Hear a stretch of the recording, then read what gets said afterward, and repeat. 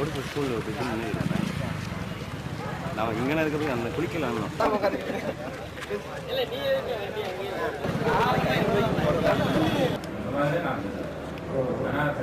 licence இருக்கு sir எல்லாத்தையுமே வண்டி பெருமிட்டி எம்சி எல்லாமே இருக்கு ஆல்ரெடி எல்லாம் டியூப் தான் இருக்காங்க பூராமே வந்து இஸ்லாம் பேரண்ட்ஸ் அங்கே தான் வந்துருக்காங்க எல்லாமே ரெடி கேஸ் போட்டு யாரும் முதலாளி வீட்டையும் சம்பளத்துக்கு கொண்டாங்க